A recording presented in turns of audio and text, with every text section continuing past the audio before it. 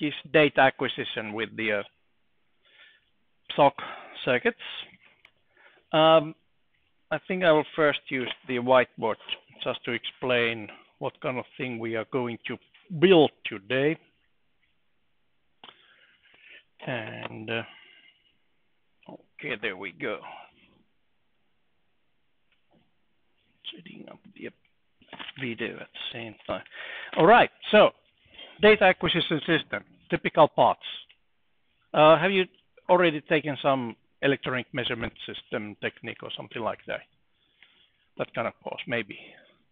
Some of you, yes. All right, but anyways, if we have any sensor, well, there are some sensors there. The easiest sensor actually is just a potentiometer, because I noticed we also have some temperature sensors, LM35s. That's the most burnt device in the world. You just accidentally switch the polarity and it will burn. Smoke comes out of it and it doesn't work anymore. So, okay. So, but anyways, there are also variable resistors there. Nice sliding ones right here for testing. And then for the real stuff, you need to use the, well, burn some sensors. Okay, that's our, the testing device. And what is the data acquisition system? What are the main parts? You might actually start with some amplifier, right? Usually the signal from sensor is very small, so you need to amplify the signal before doing the A to D conversion. Then you might actually have an analog low-pass filter. If you have noisy source, small signal usually have some noise. So the low-pass filter, and then you would have the sample and hold circuit, and then you have the A to D converter. All right, there we go. Then you have data. So that is a typical system. Okay. Sample and hold is synchronized with the A to D conversion, and there you have the sampling clock. Okay. So sampling clock is actually defining the times when you take the sample. You can also run a, for example, if I'm measuring temperature and don't want to have any time information, you just, take those samples whenever you need. But actually, to do any sensible signal processing afterwards for the data, then it's better to have uniformly sampled data. Right. Have you taken the digital signal processing course? Digitale Signalverarbeitung. Okay, remember that one. It's the uniformly sampled data. Then you can do digital filtering. In this exercise, actually, you'll be doing some digital filtering. So basically, a simple the sample rate conversion. Sample rate conversion meaning actually that block is not just sample rate conversion, but it also needs to have the low pass filter, and then you have the downsampling. And whatever comes out comes out. And here we have a different sample clock.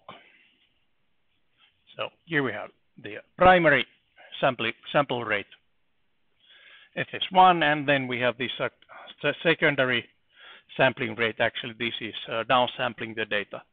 Downsampling because it basically then reduces more noise.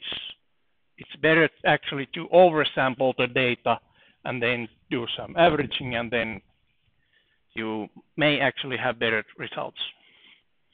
Well, less noisy at least. doesn't make this sensor any better than it is. If it's 0.5 degrees is the accuracy of the sensor, averaging does not change that. It's still the same inaccuracy. Okay, but anyways, so that kind of system you will be doing today. And of course,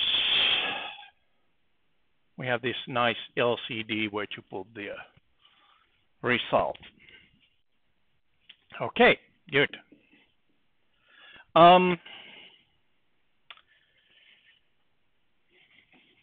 What is inside of PSOC?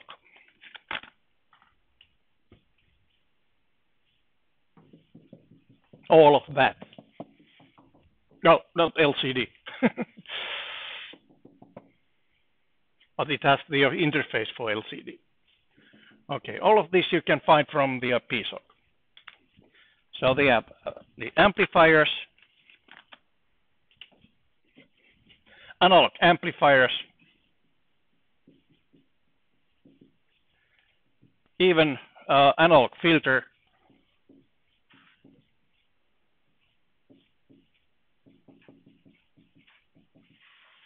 sample hold, and A to D basically.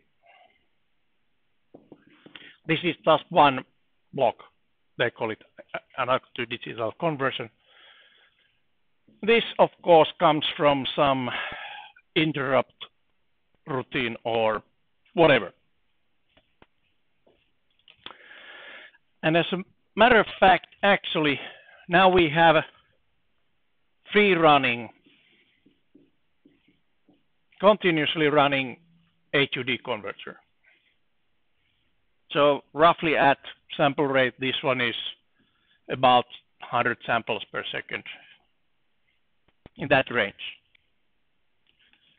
While this display, well, display is kind of a slow device. So basically, the display,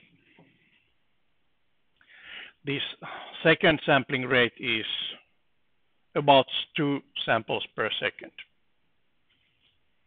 Okay. So in principle, what your program should do there is to have a free running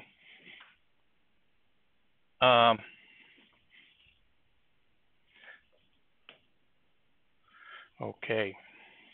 We skip that one, but not really. Actually, this is okay. Let me think it over. Yeah, actually, it works. It works. Yeah.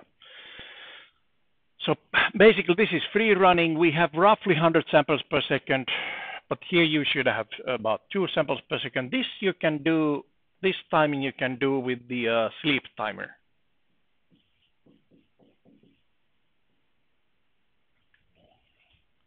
Which basically wakes up twice a second. You have done actually that kind of thing already. That blinky was waking up twice a second. Okay.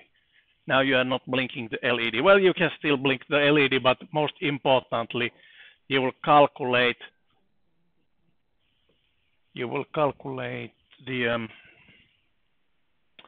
on this main loop. You will be calculating this the average temperature, which will be actually the sum of the temperatures divided by how many measurements you are taking. Meaning this one here, at some point, you should actually calculate these running sums. The correct place to calculate would be, guess where? The A to D converter interrupt service routine. That's where you calculate the stemp plus equals to current A to D value, and then the end temp, increment that one. Right. Something like this. So, okay. So any sensor, in your case, it's the temperature sensor, but before trying with the temperature sensor, you should actually try it first with this just potentiometer. I think this board also has some sort of, yes, it has the potentiometer there, but if you want to use a separate one, that's just fine, since you still need to make the wiring for your sensor. So why not to just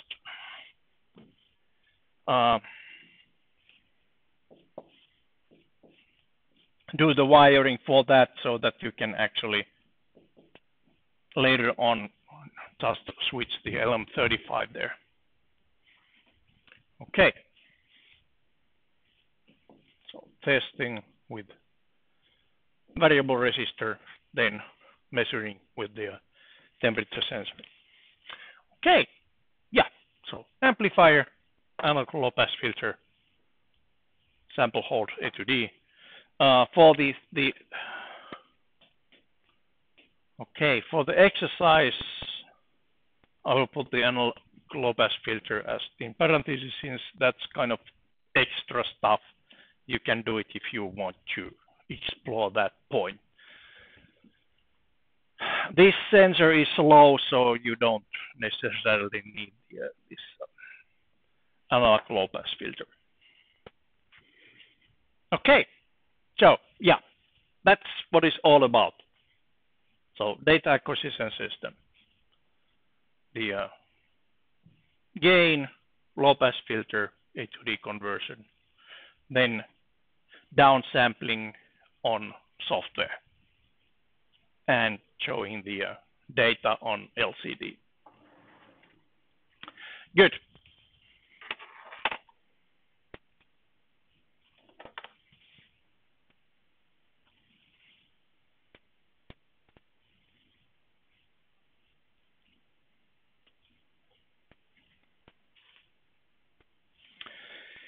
So how to do those things on the device?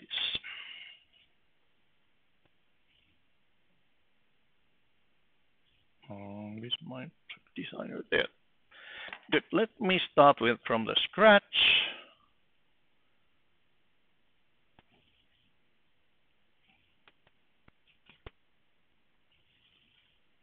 Just rename it and click OK.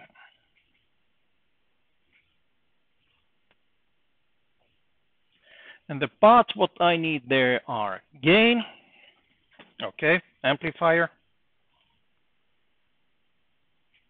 programmable gain amplifier, PGA. Just click that one, and it appears. On digital blocks, it usually does not make any difference where you put the digital these devices, but actually on analog blocks, it makes difference. For example, this here can take signal only from odd pins of the port 0. So this is analog multiplexer, and it actually shows that, okay, I can take the signal from port 01, 03, 05, and 07, but not the even ones. All right, so if you want to have the signal input from the for port 00, then this gain block must be actually on somewhere else. For example, on that one. That actually can have the signal from port 00. Okay, or well, whatever port. It also can actually be switched to the this another multiplexer. So practically, if you want to have all 8 analog channels and have a analog multiplexer for all 8 channels, then you basically have to have the gain block here, and then you have these 3 different multiplexers here to play with to route the signal to your the programmable gain amplifier. Oops, PGA. Okay, some parameters. Actually,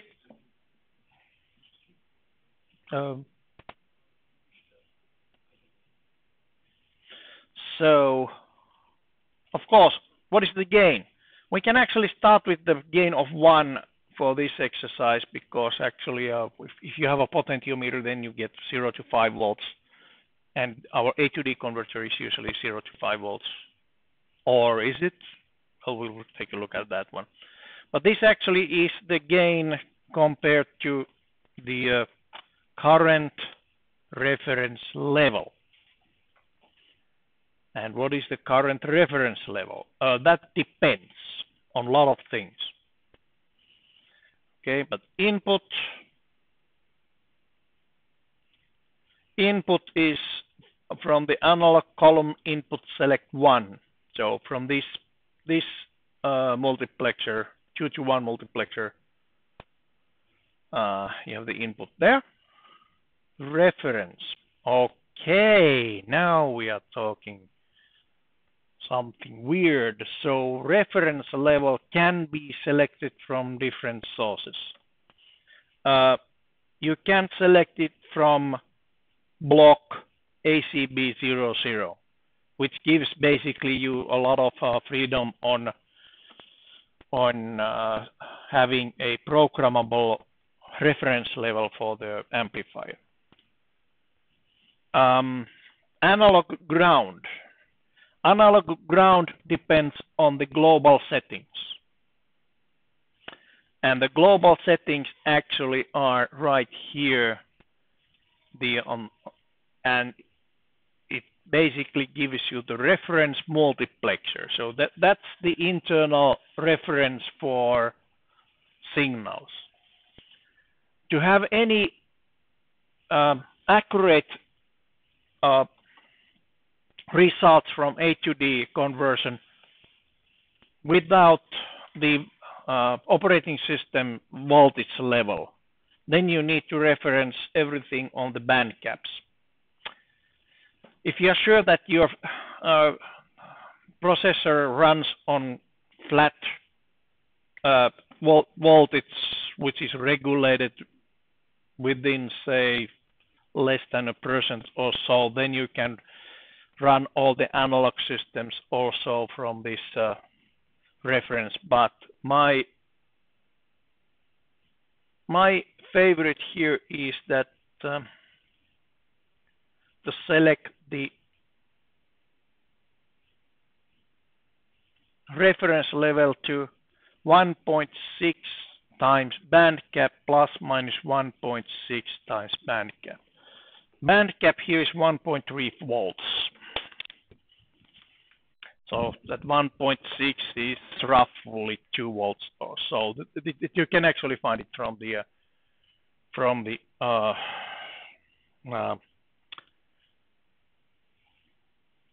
data sheet. So basically, that's 1.6 times the band cap, and then basically plus minus that's 2 times 1.6 times the band gap, and 0 volts. So basically that's a good setting for the analog signals. This also sets the level, the A to D conversion, the range for, the range for the A to D conversion too. More information about how to select the band gap is actually in here. Selecting analog ground and reference. Okay. Let me open it.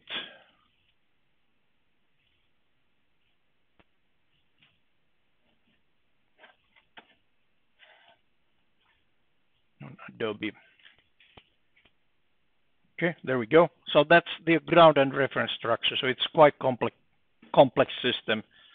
And yes, you can also have their external sources for the reference if needed. Okay, and here we have the band gap circuit. So basically that's a cheap alternative for a good voltage reference. And band gap is about 1.3 volts.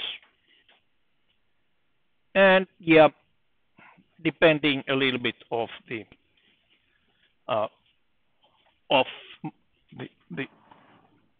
temperature of the chip. There's also a small dependence there too, but it's really within, say, it's 20 plus minus 20 microvolts, 1.3 volts, plus minus 20 microvolts. Pretty good for a this kind of cheap voltage reference. All right, so band gap voltage was 1.6. So basically 1.6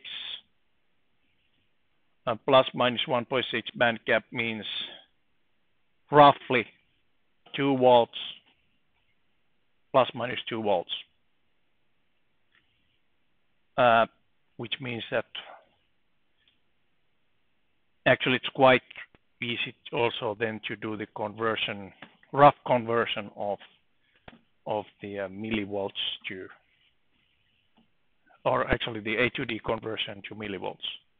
So 4 volts is quite close to 4.96 volts. Okay, but anyways, so now my band gap is, the voltage reference is between 0 and 4 volts, and the middle of it is 2 volts.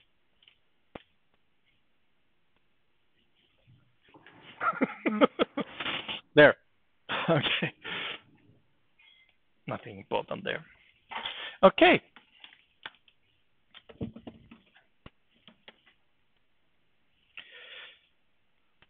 Back to the business. So I have the band gap reference, 1.6 times band gap reference marked there. Good. And then I can actually, on this one basically, okay, on the first programmable gain amplifier, I could use the also the zero reference, the real the operating system, the operating volt is 0, because I already know that my sensor is referenced to 0. Okay, so that one I would actually connect to BSS. Analog ground would mean that I'm amplifying signal reference to 2 volts. Okay, so be careful when you are selecting the source for references. This is good reference for A to D conversion, yes, but for amplification, although it looks like single-ended, it's differential amplification because you are selecting the reference level. So this amplifier actually is like that. So you have a gain, you have input, and this one is basically on A reference. If you here use the analog ground, you will get funny results with any other than gain equals 1.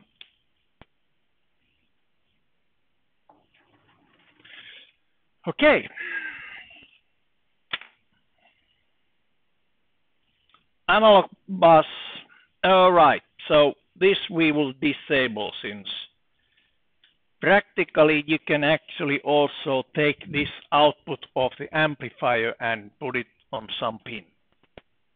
Okay, it could be useful sometimes. For example, if you wanted to make some just programmable gain amplifiers with the piezo circuit. Okay, that would be one way. You just have a small program, some button input, for example, to change the gain of the block, and then input and output, and that's it. What you need to do, and then you have a programmable gain amplifier circuit. Okay, but now I just disable that one. And by the way, these analog output buffers, this can be connected only to port 05. This would be port 03. I think that's the port 4, pin 4. That's port 0, pin 2. So only those 4 pins are available for output. Okay, and that, of course, then says in which block you would need to put that device. Okay, now we have gain. Let's take a look at the analog filter. And with some luck, we even may have space for a 2D converter. Okay, filters. Filters, these are all switch capacitor type filters, and that's the low pass filter, second order low pass filter. No need to do the fourth order, I think, since that would take more of the blocks, and gain is not that great. So low pass filter 2. Let's see what happens. Okay, so basically what you need to do is now to select the topology. If it's the first here is topology that actually shows you it takes 2 blocks, 2 switch capacitor blocks. Okay, and let's see where I can put this one. So we have the programmable gain amplifier on ACB01, and the output of that can go to, on this topology, it can go to here. I think that's just fine, maybe. Is there anything else? Okay, well, this topology also have the input from here to there. Okay, but anyways, this is something you may need to play with to get everything fitted into the these blocks. I'll just use the first one and see if it fits. If it doesn't, then try something else. Okay. First thing to do here is to check that if we can route the signal from this programmable gain amplifier to this filter. ACB01, excellent. So I can take the signal from the that programmable gain amplifier to my filter. So the next step would be to take the low pass filter to wizard. You can always start guessing the capacitor values and clock rates and that kind of things, but I think it will take a little bit time to get anything done. Are you familiar with the switch capacitor technology? No? Yeah, I know. It's old school. I'm a dinosaur. I'm the dinosaur here. Switch capacitor technology was cool technology when I was young.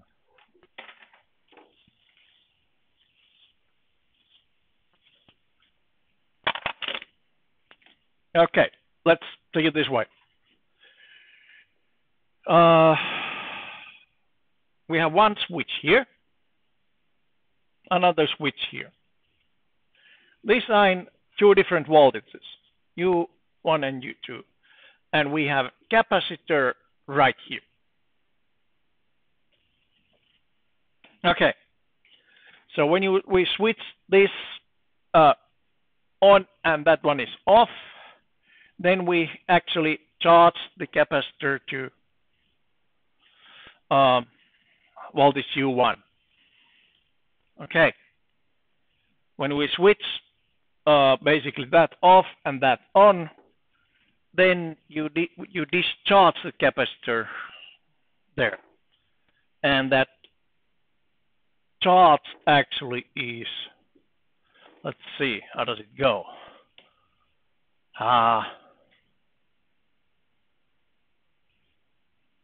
I equals dq dt times c, right? But anyways, so you basically transfer a charge at rate of some clock frequency, meaning that actually you're doing dq or dt times capacitance equals current, directly proportional to the switch in frequency, which means, okay, this is actually a resistor. It acts like a resistor if the frequency is high enough. Okay, so it's quite smart way of making variable resistor that you can control digitally. Simple device that it can be easily integrated, since the resistors are hard to integrate on any integrated circuit. Capacitor is easy. Switches are easy, those are just MOSFETs. And that way you actually have a variable resistor. Yeah. So that one actually looks like a variable resistor where you vary this one with the clock rate. And when you have a variable resistor, then you can, of course, start doing the Allen key structures on integrated circuits, and which means that you have a variable properties for that filter. So basically, LPF2 wizard helps you defining those the basic capacitances here, and also the cutoff frequency. Okay, good. So some parameters we need to do here. First of all, yeah, there are different types, but there's not too much of difference on those different type filters, because this switch capacitor filter technology actually does this one to you in any case. So basically you will get on higher frequencies you will get some effects due to this technology. It doesn't go as as the analog filter would do, but it's much better than nothing. Much better than just RC filter. Okay. So let's see, corner frequency. Currently the corner frequency is quite high, so it's set up for the highest possible clock frequency, which is 48 megahertz clock frequency. That's the doubled system clock rate. Okay, I want to have a lot of attenuation at 100 samples per second. Right. Or actually, no. 50 hertz. Yes. So I need to scale this one down quite a lot. Let's see, how can we do it? How can we do it?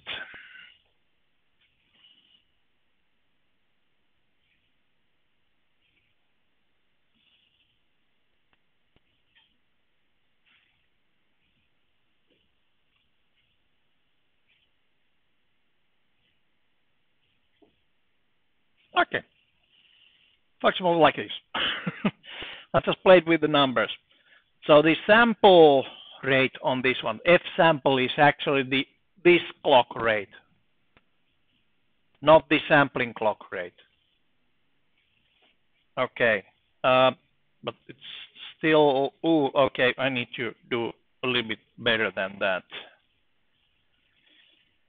Maybe something like this. Okay, so I have a cutoff frequency at 10 hertz, which means that at 50 hertz I have 20 dBs of attenuation, and that 50 hertz would be roughly my Nyquist frequency for this system. Remember, from the digital signal processing, you need to, in order to prevent aliasing, you need to do it like that. Right? Maybe.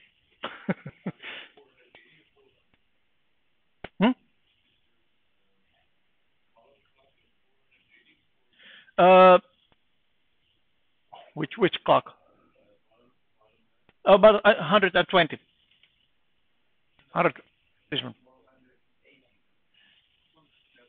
Oh, there. Yeah. 480. Yes. 480 hertz column clock. Yes.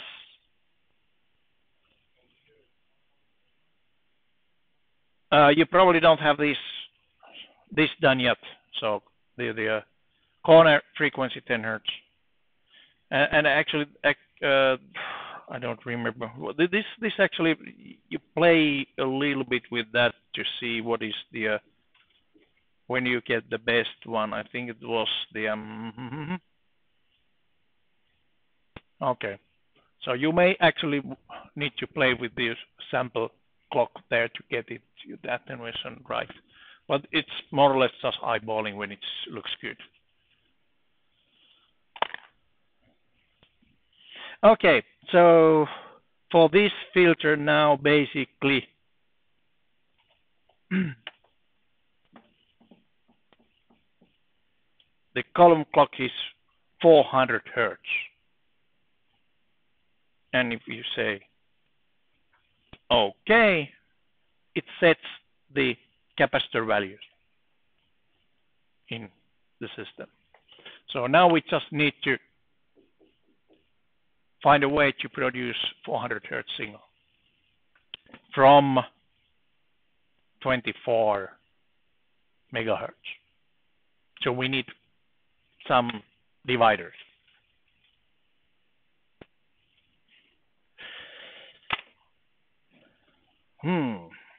This 480 would be better value, right?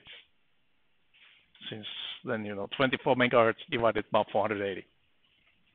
It doesn't make any difference. Okay, so again, let's do the same math as yesterday. So we start from 24 megahertz, and we have 400 hertz here. What is our desired? 60,000. Someone said 60,000. Yes, it is 60. 60K.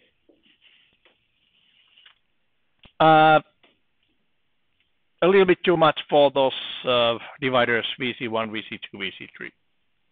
So we need to do something else. Actually, there is a way also to divide 32 kilohertz clock, which would probably give you closer. But anyways, I think we'll need to have another divider. All right, how much this is dividing, say 10, 100. You can get easily, say, 20,000 from that one, right? 10, 10, and 200. Those BC clocks. But okay, now pay attention. If you are using these clocks to something else, then you need to actually do add some digital blocks to produce that clock rate.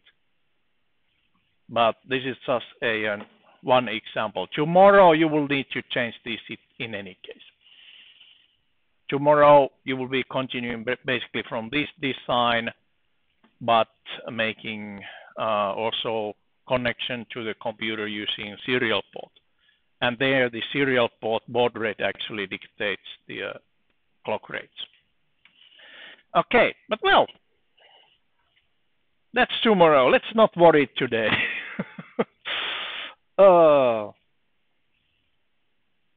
Just like, the British people a couple of years ago, let's exit the EU. Let's worry to later.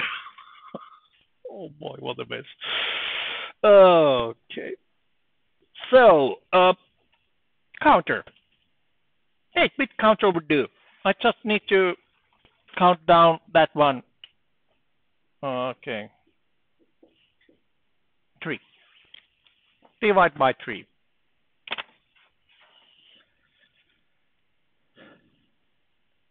And this counter, the clock is coming from VC3. Clock sync always sync to this clock. Yes, enable. Compare out none. Terminal count should go somewhere. Somewhere where we can actually connect it here. Okay, how to do that one? So it's basically we have these analog clock systems. For example, for this column, analog column clock. Okay, so it's nice to have this kind of nice switch matrix with lines, but one small thing is that you need to find a way to route the clock up from that block to this device. And I can do it from here. Okay, VC1 or VC2 or analog clock 0 select or analog clock 1 select. Let me take a look if I say analog clock 0 select, and that goes here. Oh, right. So here I can actually take the signal from DBB00. There we go. Now that clock, the divider actually is now connected to as the signal. Another modification. This now has a kind of bad divider, number 3. You don't really get a symmetrical clock rate using that. It would be better to have this one, for example, 6, and that one 10K. Then you can actually have the symmetrical clock coming out of that one. Which means that that divider is 100. And here we have no compare out, terminal count, none, period, 6, compare value 3. Less than. Interrupt type, well, it does not make any difference here. There. Okay. Those settings. So clock is VC3, which is now I have the VC3 set up at 10 kilohertz. It's 10, 10, 100. That gives you 10 kilohertz input clock. Sync the system clock. Enable, yes. Compare out and terminal count. We don't need those signals out to any pin, since we are using this internal signal there. Okay, period 6, compare value 3. Compare type is less than, interrupt type terminal count. Well, it doesn't actually make any difference. We are not using the interrupts. Yes?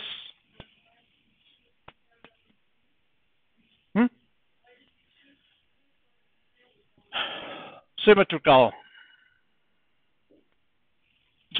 clock. So 3 counts here and 3 counts here. Just in case.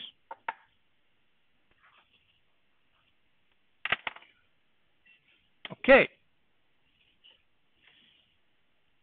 I don't know if that actually makes much difference, but all right. So now we have a low-pass filter. We have program gain amplifier, low-pass filter. Next step, let's try to find a to D converter that fits the purpose.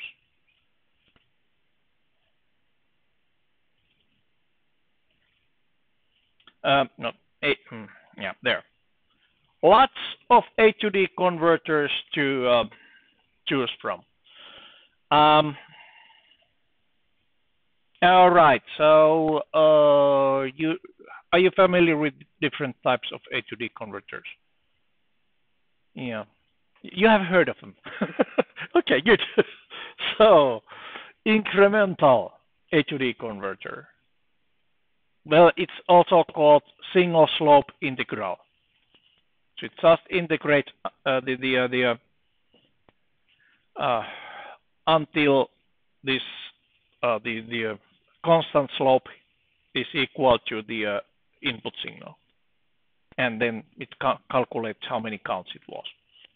It's a nice one way of doing the. But I think that there are also some other A to D converters. Oh, but okay, let's see. So this one has 6 to 14-bit resolution. That's nice, and other stuff like that. Usually, actually, for some reason, these chip manufacturers, they like delta sigma, which is not the best solution ever. It has lots of resolution, but accuracy is not that great. It's because it loses the zero level at some point in any case, unless it's recalibrated once in a while. Okay. Then there are these easy A to D converter. That sounds good. Okay, easy to use. Successive approximation register. So that's same as the Newton's halving method of finding the value, which basically is usually fast and rather accurate, as long as your signal stays stable when you are doing the conversion. On the other hand, here this successive approximation register A to D is only 6 bits. Nah, that's not good. So basically, we could try the easy A to D converter and see if we can fix that. All right, and it looks like it's also the it has either first or second order modulator. So this is practically looks like delta sigma topology. Well, who cares? As long as we get bits.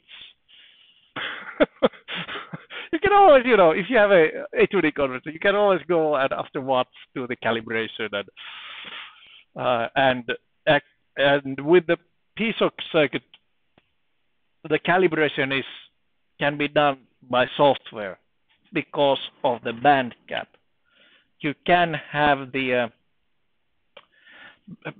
by software you can connect this band gap input right here and fix 1 point.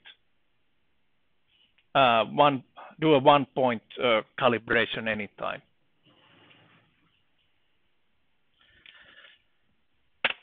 You can also do 2 point calibration by let's see. Yes, of course, you can set the gain, for example, at 0.5, and then you have 2 points where you can do the calibration. Okay, but anyways, that's just fine. Signal order. See, yes, it actually goes there. Now my question is, can we take signal from here to there? So let's see. Input signal. Oh, where's the input signal? Input is from block. Oh no, it's coming from this one. No, that's not good. Can we actually change that one to ASD? No, we cannot.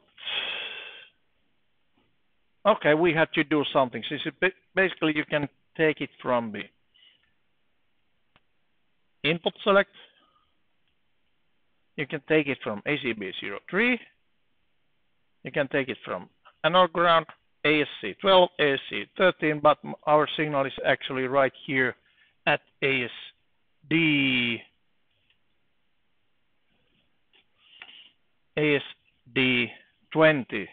Okay, let's see if we can move that one there. And do we have any luck here? Input.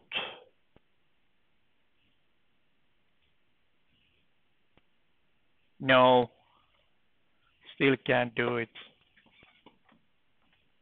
That okay, yeah, that requires now a little bit of fiddling of where to put anything. One way would be to route the signal out from this block to output pin and take it from multiplexer. Yeah, I know. I know, that's one way. Okay, the other way, we can always try to get the signal from, let's see, does it allow ACB02? If we can get this signal to amplifier block, then we might actually be able to reroute the signal. Let's try that one. Just adding an amplifier. Another amplifier. Not here, but there. At least I can take the input. Okay, where's the input? Input, okay, not reference low, but ACB02. Yes, I can take that one. And then the input for that one, ASD, no, still no luck. Yeah, I know this is annoying.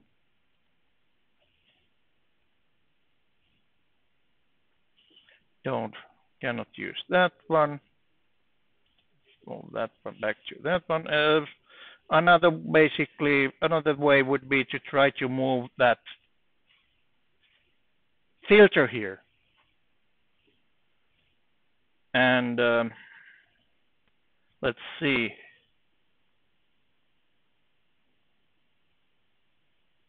Still no luck. How about here? Can't move it there. Okay. That's a bummer.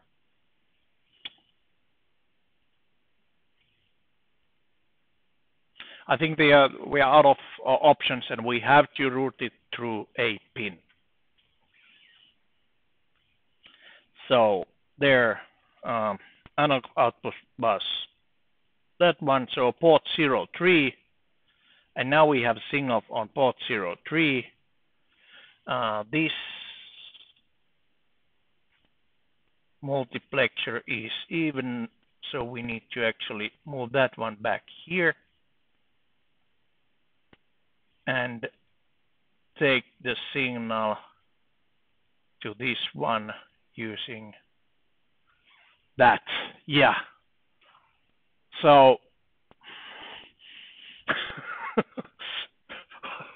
so did you get all messed up?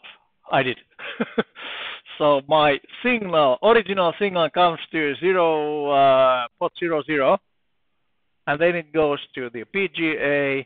Then that output is going to low pass filter block here.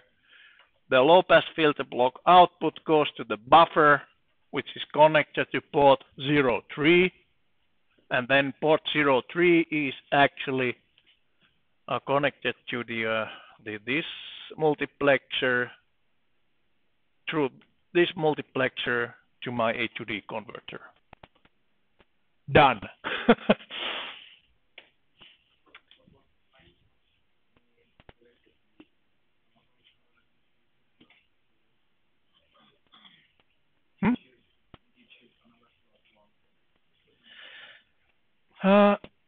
What?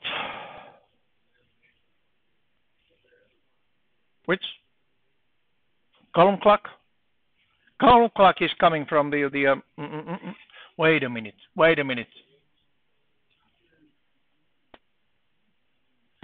Oh no, it messes up our clock signal for that block too. This is mess. This is a big mess. Now we don't have the clock anymore for this. Since this can take the clock only from, well, let's see, can it take it from analog clock? Okay, there. Okay, yeah. So this one actually messed it up, since because the easy A to D converter have this to provide the clock signal to the correct the clock input. We have to also change that one here and there. Wow. Yeah. All right. So that is exactly the reason why I'm not requiring the low pass filter to put on the exercise. Yes, you have a question.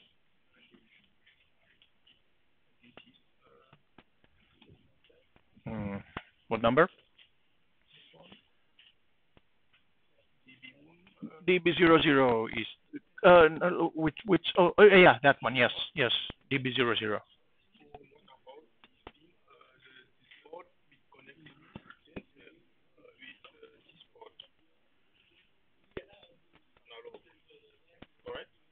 Yeah, maybe. Okay. Let's take a closer look at everything now. One by one. Okay, where did it go? So let's take the last piece what we put there. Easy A to D converter, easy ADC. For routing the signal, we had to put that one here. So the input is actually coming from port 0 pin 3. Okay, that was the way to route the signal to this block. And okay, then this actually takes the clock signal is coming from the analog clock 0 select. We used to have that 8-bit counter connected to that one, but we cannot use it since that's the only way to get the correct clock rate to our easy ADC. Okay, so that reason I had to take analog column clock not from 0, but analog clock 1 select. So I change it to this one. And this is now connected to DBB00.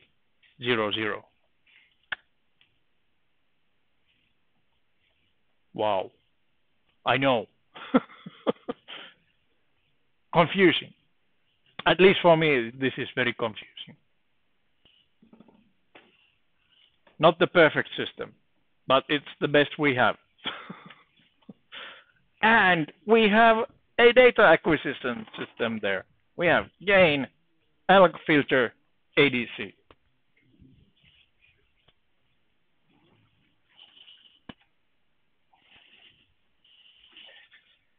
Wow. Okay, let me generate the configuration files and show you some stuff. Okay, I was a little bit fast here. So basically, let's take a look at the A to D converter here. How does it go? Yeah, okay, there. There we have the sample rate and resolution. So currently sampling rate is very slow.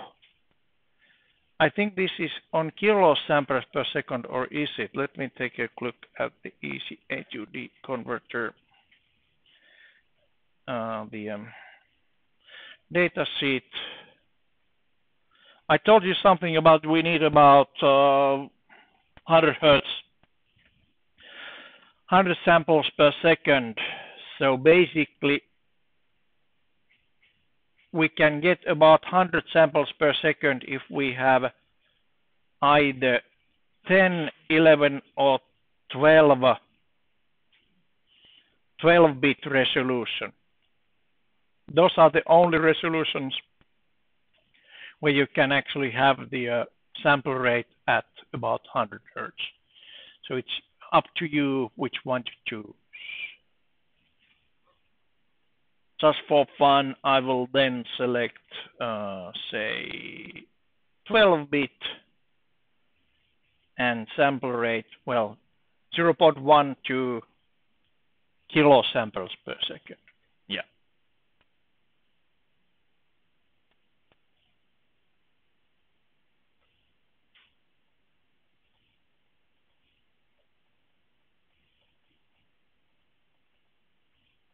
There.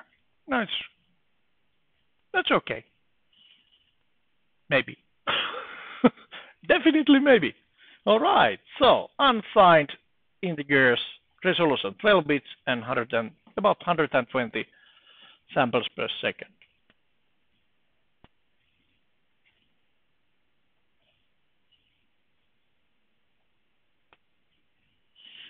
Then some hints how to do the this running average.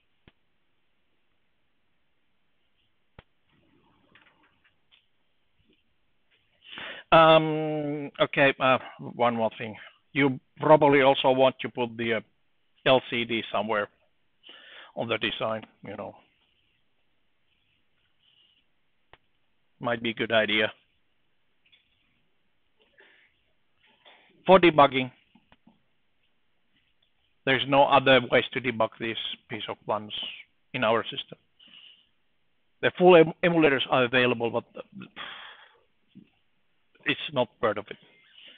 Okay, so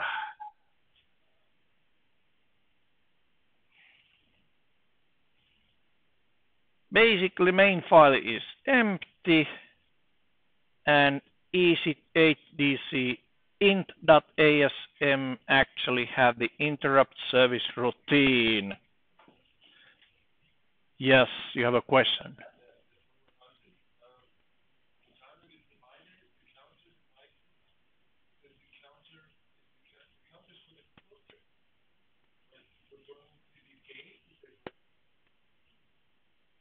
Huh? Counter 8, that one. That is connected now to the analog clock select 1. DBB00. And that actually is now connected here. Yeah. So analog clock 1 select is used as the analog column clock for the filter. Good. Now the interrupt service routine. So in here, we have a section where we can put your own code. There we go. There's a section that says sample data is now in iResult. And there's insert your custom code below this banner and insert your custom code above this banner. So in here, we actually can have long call to your own routine. Calc mean or something like that. Your own C routine that does the calculations. That's the easy ADC int.asm. So A to D converter interrupt service routine. But actually you might want to also add here the preserve registers and restore registers. So wait a minute.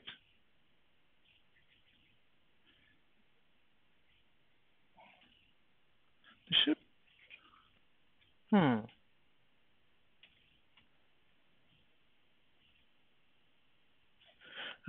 need to use the register A, you must press the value and restore. Okay. Push X.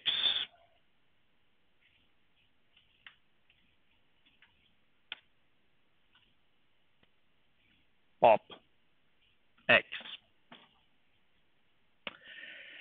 Right. Because it says here. Okay. If you need to use the X register, we don't know that what the compiler does for the C code. It probably uses also the X register there for calculations. I'm pretty sure of that. Then basically we just need to push and pop, and in between you have the call to your routine. So some assembly is always required. This is embedded code. And of course, now we need to also have the in here we have the oops.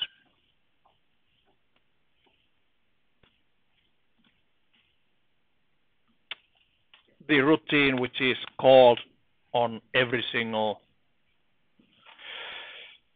time the A to D conversion is ready.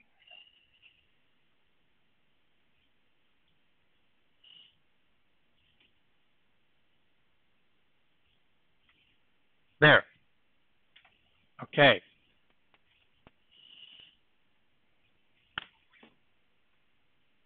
Right. And there you would have basically the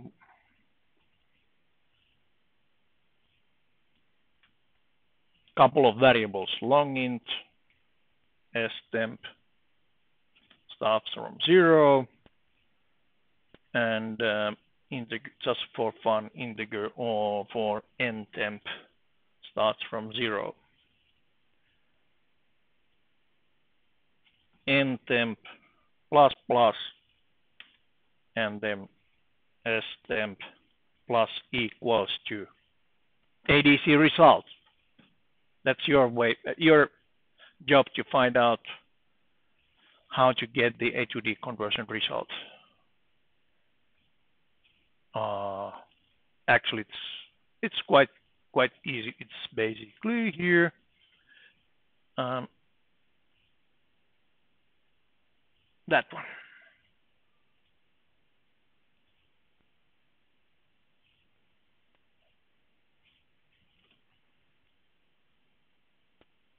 that calculates the running sum and also keep account on how many the values there are on this sum.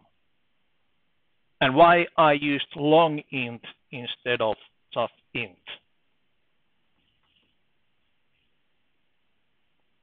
Int is 16 bits, and we have 12 bits of data, and we might actually have about 50 values on that running sum. 50 is more than 4 bits. So it means that you need to have a long integer to save the value there.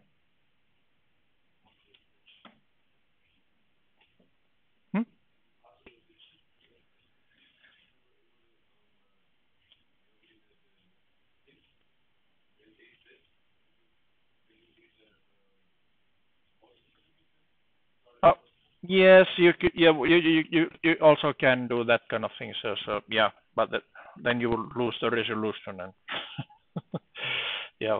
But anyways, this is still a safe way of doing the calculations. Then when you divide it by the number, then you just need the integer. Okay. Okay. So, any questions?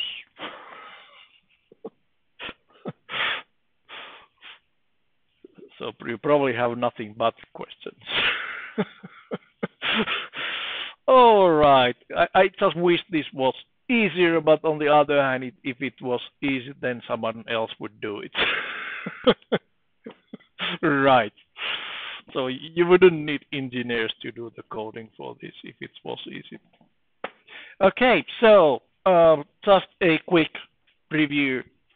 We were about to do this kind of thingy.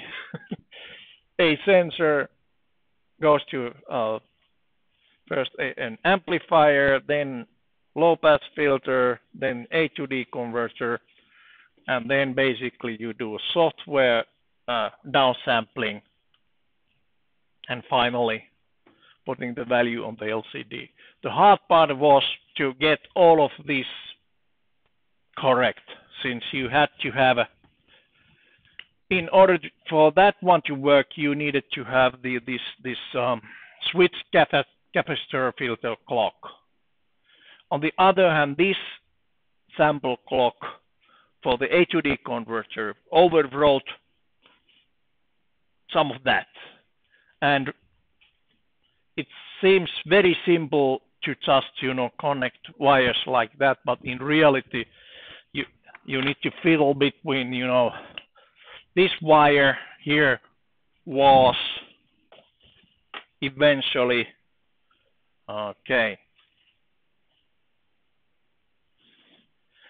The first wire is actually right here.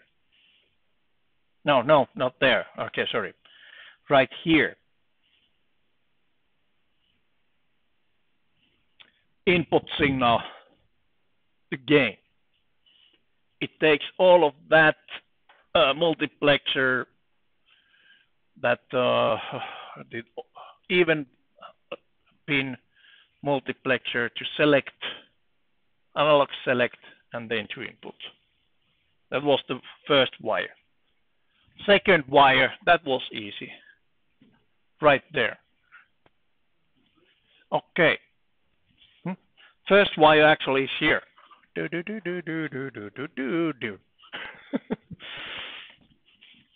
First wire is not that one, that's the second wire.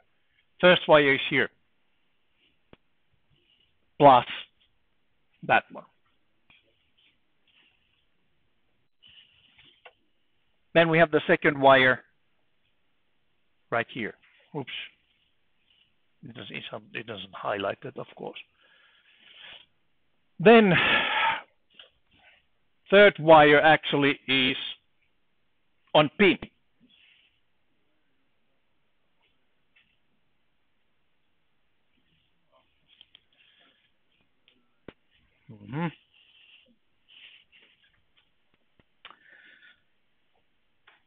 And yeah. Well, this is one block, the sample horde, and that one is one block. A to D converter. And finally, we get the data out with the software. And there we basically have the calculation of the running average. You need to calculate the running sum and how many values there are on the sum. It's done here, which is basically a function call inside of the easyadc int.afm. Okay. And of course, some main code should go there. Starting all the blocks what you have there, including PGA, this block has to be started, otherwise it doesn't work. Low pass filter block must be started, and that's not enough. You have to start also the counter to provide the signal. Then you have to start the ADC block, ACDC block, and the LCD. So 5 different blocks must be started, at least.